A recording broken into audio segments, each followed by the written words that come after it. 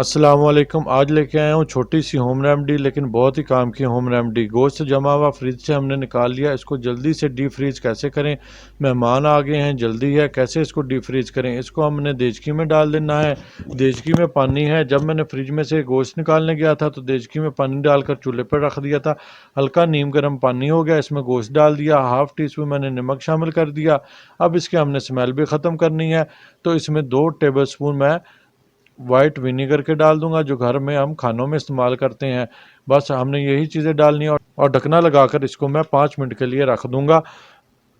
5 minute बाद मिलते हैं। देखें 5 मिनट हो गए हैं। अब मैं इसको खोलकर चेक कर लेता हूँ। देखें माशाल्लाह सारी मैल कुचैल अलहदा हो गई है, और बोटियाँ भी चेक कर लेते हैं। ये देखें कितनी नरम हो गई हैं, खुल गई हैं हाथों में, एक एक अलहदा हो रही है। कितनी जल्दी से ये अलहदा हो गई है। नहीं घंटों हमें पानी में भिगो कर रखने की ज़रूरत। गोश्त को जल्दी से इसको डीप फ्रीज करें और डिश बना लें। देखें एक एक बोटी अलहदा अलहदा हो गई है बहुत ही आसानी के साथ।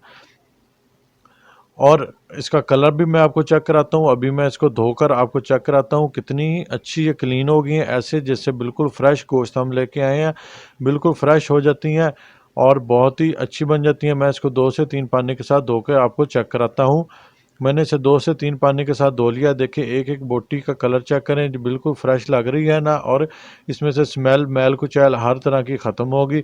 बिल्कुल नीट क्लीन होगी हमारी बोटियाँ। अगर आपको हमारी ये होम रेमडी पसंद आई है तो अपने फ्रेंड और फैमिली के साथ शेयर कर दें, और मज़ीद इस तरह की अच्छी होम रेमडीज़ के लिए हमारे चैनल को सब्सक्राइब कर लें।